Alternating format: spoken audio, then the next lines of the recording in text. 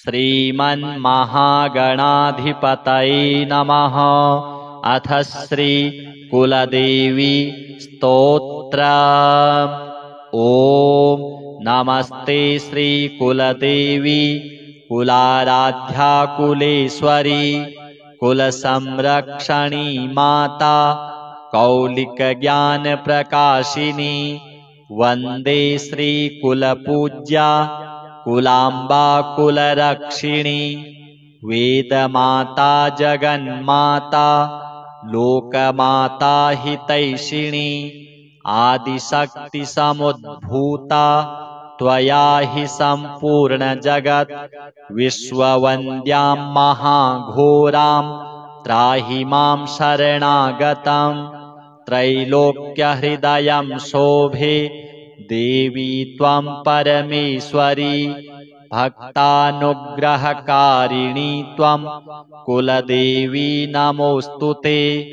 महादेव प्रियंकरी बालानां हितकारिणी कुलवृद्धिकरी माता त्राहि मां शरणागतं चिदग्निमण्डलसम्भूता राज्यवैभवकारिणी प्रकटितां सुरेशानि वन्दे त्वां राजगौरवं त्वदीये कुले जातः त्वामेव शरणं गतः त्वत्वत्सलोऽहम् आद्ये त्वं रक्ष रक्षाधुना पुत्रं देहि धनं देहि साम्राज्यं प्रदेहि मे सर्वदास्माकं कुले भूयात् मङ्गलानुशासनं कुलाष्टकमिदं पुण्यं नित्यं यः सुकृति पठेत् तस्य वृद्धिकुले जातः प्रसन्ना परमेश्वरी कुलदेवी स्तोत्रमिदं सुपुण्यं ललितं तथा अर्पयामि भवद्भक्त्या त्राहि मां शिवगेहिनी। श्री कुलदेव्यार्पणमस्तु। ओम नमस्ते श्री कुलदेवी कुलाराध्या कुलेश्वरी कुलसंरक्षणी माता कौलिक ज्ञान प्रकाशिनी वंदे श्री कुलपूज्या कुलांबा कुलरक्षिणी वेदमाता जगन्माता लोकमाता हितैषिणी आदिशक्ति समुद्भूता त्वया हि संपूर्ण जगत् विश्ववन्द्यां महाघोरां त्राहि मां शरणागतं त्रैलोक्यहृदयं शोभे देवी त्वं परमेश्वरी भक्तानुग्रहकारिणी त्वं कुलदेवी नमोऽस्तुते। महादेव प्रियंकरी बालानां हितकारिणी कुलवृद्धिकरी माता त्राहि मां शरणागतं चिदग्निमण्डलसम्भूता राज्यवैभवकारिणी प्रकटितां सुरेशानि वन्दे त्वां राजगौरवं त्वदीये कुले जातः त्वामेव शरणं गतः त्वत्वत्सलोऽहम् आद्ये त्वं रक्ष रक्षाधुना पुत्रं देहि धनं देहि साम्राज्यं प्रदेहि मे सर्वदास्माकं कुले भूयात् मङ्गलानुशासनं कुलाष्टकमिदं पुण्यं नित्यं यः सुकृति पठेत् तस्य वृद्धिकुले जातः प्रसन्ना परमेश्वरी कुलदेवी स्तोत्रमिदं सुपुण्यं ललितं तथा अर्पयामि भवद्भक्त्या त्राहि मां शिवगेहिनी। श्री कुलदेव्यार्पणमस्तु। ओम नमस्ते श्री कुलदेवी कुलाराध्या कुलेश्वरी कुलसंरक्षणी माता कौलिकज्ञानप्रकाशिनी वन्दे श्रीकुलपूज्या कुलाम्बा कुलरक्षिणी वेदमाता जगन्माता लोकमाता हितैषिणी आदिशक्तिसमुद्भूता त्वया हि सम्पूर्णजगत् विश्ववन्द्यां महाघोरां त्राहि मां शरणागतं त्रैलोक्यहृदयं शोभे देवी त्वं परमेश्वरी भक्तानुग्रहकारिणी त्वं कुलदेवी नमोऽस्तुते महादेवप्रियंकरी बालानां हितकारिणी कुलवृद्धिकरी माता त्राहि मां शरणागतं चिदग्निमण्डलसम्भूता राज्यवैभवकारिणी प्रकटितां सुरेशानि वन्दे त्वां राजगौरवं त्वदीये कुले जातः त्वामेव शरणं गतः त्वत्वत्सलोऽहम् आद्ये त्वं रक्ष रक्षाधुना पुत्रं देहि धनं देहि साम्राज्यं प्रदेहि मे सर्वदास्माकं कुले भूयात् मङ्गलानुशासनं कुलाष्टकमिदं पुण्यं नित्यं यः सुकृति पठेत् तस्य वृद्धिकुले जातः प्रसन्ना परमेश्वरी कुलदेवी स्तोत्रमिदं सुपुण्यं ललितं तथा अर्पयामि भवद्भक्त्या त्राहि मां शिवगेहिनी श्रीकुलदेव्यार्पणमस्तु। ॐ नमस्ते श्रीकुलदेवी कुलाराध्या कुलेश्वरी कुलसंरक्षणी माता कौलिकज्ञानप्रकाशिनी वन्दे श्रीकुलपूज्या कुलाम्बा कुलरक्षिणी वेदमाता जगन्माता लोकमाता हितैषिणी आदिशक्तिसमुद्भूता त्वया हि सम्पूर्णजगत् विश्ववन्द्यां महाघोरां त्राहि मां शरणागतं त्रैलोक्यहृदयं शोभे देवी त्वं परमेश्वरी भक्तानुग्रहकारिणी त्वं कुलदेवी नमोऽस्तुते महादेवप्रियंकरी बालानां हितकारिणी कुलवृद्धिकरी माता त्राहि मां शरणागतं चिदग्निमण्डलसम्भूता राज्यवैभवकारिणी प्रकटितां सुरेशानि वन्दे त्वां राजगौरवं त्वदीये कुले जातः त्वामेव शरणं गतः त्वत्वत्सलोऽहम् आद्ये त्वं रक्ष रक्षाधुना पुत्रं देहि धनं देहि साम्राज्यं प्रदेहि मे सर्वदास्माकं कुले भूयात् मङ्गलानुशासनं कुलाष्टकमिदं पुण्यं नित्यं यः सुकृति पठेत् तस्य वृद्धिकुले जातः प्रसन्ना परमेश्वरी कुलदेवी स्तोत्रमिदं सुपुण्यं ललितं तथा अर्पयामि भवद्भक्त्या त्राहि मां शिवगेहिनी श्रीकुलदेव्यार्पणमस्तु। ॐ नमस्ते श्रीकुलदेवी कुलाराध्या कुलेश्वरी कुलसंरक्षणी माता कौलिकज्ञानप्रकाशिनी वन्दे श्रीकुलपूज्या कुलाम्बा कुलरक्षिणी वेदमाता जगन्माता लोकमाता हितैषिणी आदिशक्तिसमुद्भूता त्वया हि सम्पूर्णजगत् विश्ववन्द्यां महाघोरां त्राहि मां शरणागतं त्रैलोक्यहृदयं शोभे देवी त्वं परमेश्वरी भक्तानुग्रहकारिणी त्वं कुलदेवी नमोऽस्तुते महादेवप्रियंकरी बालानां हितकारिणी कुलवृद्धिकरी माता त्राहि मां शरणागतं चिदग्निमण्डलसम्भूता राज्यवैभवकारिणी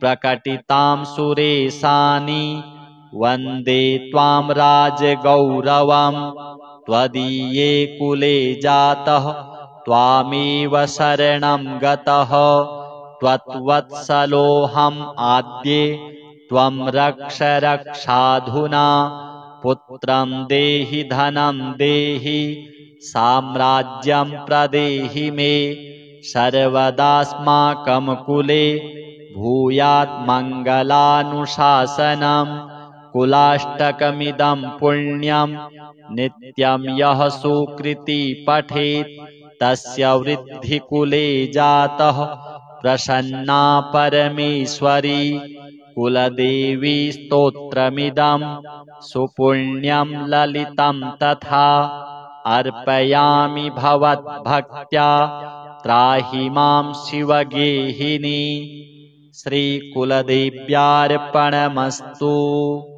ॐ नमस्ते श्रीकुलदेवी कुलाराध्या कुलेश्वरी कुलसंरक्षणी माता कौलिकज्ञानप्रकाशिनी वन्दे श्रीकुलपूज्या कुलाम्बा कुलरक्षिणी वेदमाता जगन्माता लोकमाता हितैषिणी आदिशक्तिसमुद्भूता त्वया हि सम्पूर्णजगत् विश्ववन्द्यां महाघोरां त्राहि मां शरणागतं त्रैलोक्यहृदयं शोभे देवी त्वं परमेश्वरी भक्तानुग्रहकारिणी त्वं कुलदेवी नमोऽस्तुते महादेवप्रियंकरी बालानां हितकारिणी कुलवृद्धिकरी माता त्राहि मां शरणागतं चिदग्निमण्डलसम्भूता राज्यवैभवकारिणी प्रकटितां सुरेशानि वन्दे त्वां राजगौरवं त्वदीये कुले जातः त्वामेव शरणं गतः त्वत्वत्सलोऽहम् आद्ये त्वं रक्ष रक्षाधुना पुत्रं देहि धनं देहि साम्राज्यं प्रदेहि मे सर्वदास्माकं कुले भूयात् मङ्गलानुशासनं कुलाष्टकमिदं पुण्यं नित्यं यः सुकृति पठेत् तस्य वृद्धिकुले जातः प्रसन्ना परमेश्वरी कुलदेवी स्तोत्रमिदं सुपुण्यं ललितं तथा अर्पयामि भवद्भक्त्या त्राहि मां शिवगेहिनी श्रीकुलदेव्यार्पणमस्तु। ॐ नमस्ते श्रीकुलदेवी कुलाराध्या कुलेश्वरी कुलसंरक्षणी माता कौलिकज्ञानप्रकाशिनी वन्दे श्रीकुलपूज्या कुलाम्बा कुलरक्षिणी वेदमाता जगन्माता लोकमाता हितैषिणी आदिशक्तिसमुद्भूता त्वया हि सम्पूर्णजगत् विश्ववन्द्यां महाघोरां त्राहि मां शरणागतं त्रैलोक्यहृदयं शोभे देवी त्वं परमेश्वरी भक्तानुग्रहकारिणी त्वं कुलदेवी नमोऽस्तु ते। महादेवप्रियङ्करी बालानां हितकारिणी कुलवृद्धिकरी माता त्राहि मां शरणागतम्। चिदग्निमण्डलसम्भूता राज्यवैभवकारिणी प्रकटितां सुरेशानि वन्दे त्वां राजगौरवम्। त्वदीये कुले जातः त्वामेव शरणं गतः त्वत्वत्सलोऽहम् आद्ये त्वं रक्ष रक्षाधुना। पुत्रं देहि धनं देहि साम्राज्यं प्रदेहि मे सर्वदास्माकं कुले भूयात् मङ्गलानुशासनम्। कुलाष्टकमिदं पुण्यं नित्यं यः सुकृती पठेत् तस्य वृद्धिकुले जातः प्रसन्ना परमेश्वरी। कुलदेवी स्तोत्रमिदं सुपुण्यं ललितं तथा अर्पयामि भवद्भक्त्या त्राहि मां शिवगेहिनी। श्रीकुलदेव्यार्पणमस्तु। ॐ नमस्ते श्रीकुलदेवी कुलाराध्या कुलेश्वरी कुलसंरक्षणी माता कौलिकज्ञानप्रकाशिनी।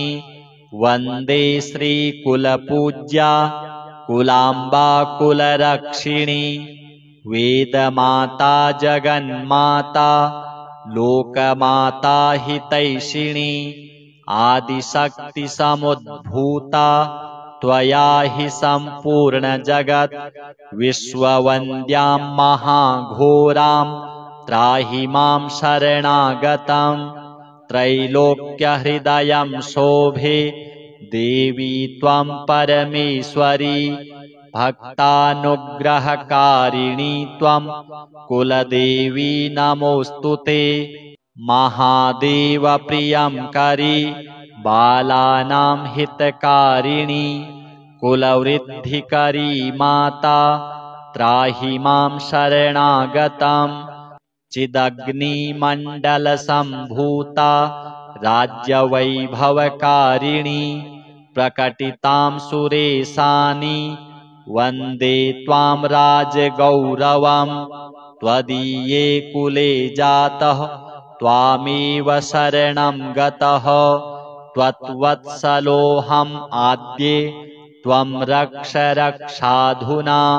पुत्रं देहि धनं देहि साम्राज्यं प्रदेहि मे सर्वदास्माकं कुले भूयात् मङ्गलानुशासनम्। कुलाष्टकमिदं पुण्यं नित्यं यः सुकृती पठेत् तस्य वृद्धिकुले जातः प्रसन्ना परमेश्वरी। कुलदेवी स्तोत्रमिदं सुपुण्यं ललितं तथा अर्पयामि भवद्भक्त्या त्राहि मां शिवगेहिनी। श्रीकुलदेव्यार्पणमस्तु। ॐ नमस्ते श्रीकुलदेवी कुलाराध्या कुलेश्वरी कुलसंरक्षणी माता कौलिकज्ञानप्रकाशिनी। वन्दे श्रीकुलपूज्या कुलाम्बा कुलरक्षिणी। वेदमाता जगन्माता लोकमाता हितैषिणी आदिशक्तिसमुद्भूता त्वया हि सम्पूर्णजगत्। विश्ववन्द्यां महाघोरां त्राहि मां शरणागतम्। त्रैलोक्यहृदयं शोभे देवी त्वं परमेश्वरी। भक्तानुग्रहकारिणी त्वं कुलदेवी नमोऽस्तु ते। महादेवप्रियङ्करी बालानां हितकारिणी कुलवृद्धिकरी माता त्राहि मां शरणागतम्। चिदग्निमण्डलसम्भूता राज्यवैभवकारिणी प्रकटितां सुरेशानि वन्दे त्वां राजगौरवम् त्वदीये कुले जातः त्वामेव शरणं गतः त्वत्वत्सलोऽहम् आद्ये त्वं रक्ष रक्षाधुना पुत्रं देहि धनं देहि साम्राज्यं प्रदेहि मे सर्वदास्माकं कुले भूयात् मङ्गलानुशासनम् कुलाष्टकमिदं पुण्यं नित्यं यः सुकृती पठेत् तस्य वृद्धिकुले जातः प्रसन्ना परमेश्वरी कुलदेवी स्तोत्रमिदं सुपुण्यं ललितं तथा अर्पयामि भवद्भक्त्या त्राहि मां शिवगेहिनी। श्रीकुलदेव्यार्पणमस्तु। ॐ नमस्ते श्रीकुलदेवी कुलाराध्या कुलेश्वरी कुलसंरक्षणी माता कौलिकज्ञानप्रकाशिनी वन्दे श्रीकुलपूज्या कुलाम्बा कुलरक्षिणी वेदमाता जगन्माता लोकमाता हितैषिणी आदिशक्तिसमुद्भूता त्वया हि सम्पूर्णजगत् विश्ववन्द्यां महाघोरां त्राहि मां शरणागतं त्रैलोक्यहृदयं शोभे देवी त्वं परमेश्वरी भक्तानुग्रहकारिणी त्वं कुलदेवी नमोऽस्तुते। महादेवप्रियंकरी बालानां हितकारिणी कुलवृद्धिकरी माता त्राहि मां शरणागतं चिदग्निमण्डलसम्भूता राज्यवैभवकारिणी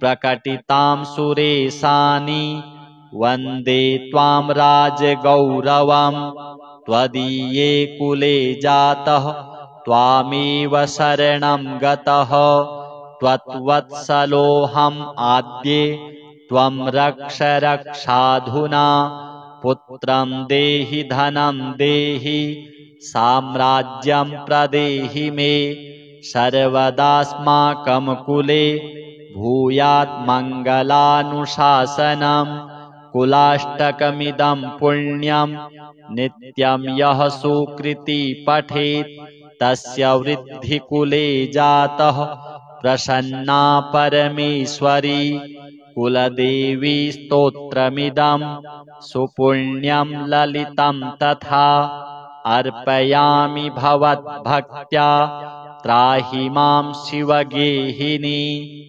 श्रीकुलदेव्यार्पणमस्तु। ॐ नमस्ते श्रीकुलदेवी कुलाराध्या कुलेश्वरी कुलसंरक्षणी माता कौलिकज्ञानप्रकाशिनी वन्दे श्रीकुलपूज्या कुलाम्बा कुलरक्षिणी वेदमाता जगन्माता लोकमाता हितैषिणी आदिशक्तिसमुद्भूता त्वया हि सम्पूर्णजगत् विश्ववन्द्यां महाघोरां त्राहि मां शरणागतं त्रैलोक्यहृदयं शोभे देवी त्वं परमेश्वरी भक्तानुग्रहकारिणी त्वं कुलदेवी नमोऽस्तुते। महादेवप्रियंकरी बालानां हितकारिणी कुलवृद्धिकरी माता त्राहि मां शरणागतं चिदग्निमण्डलसम्भूता राज्यवैभवकारिणी प्रकटितां सुरेशानि वन्दे त्वां राजगौरवम् त्वदीये कुले जातः त्वामेव शरणं गतः त्वत्वत्सलोऽहम् आद्ये त्वं रक्ष रक्षाधुना पुत्रं देहि धनं देहि साम्राज्यं प्रदेहि मे सर्वदास्माकं कुले भूयात् मङ्गलानुशासनम् कुलाष्टकमिदं पुण्यं नित्यं यः सुकृती पठेत् तस्य वृद्धिकुले जातः प्रसन्ना परमेश्वरी कुलदेवी स्तोत्रमिदं सुपुण्यं ललितं तथा अर्पयामि भवद्भक्त्या त्राहि मां शिवगेहिनी। श्रीकुलदेव्यार्पणमस्तु।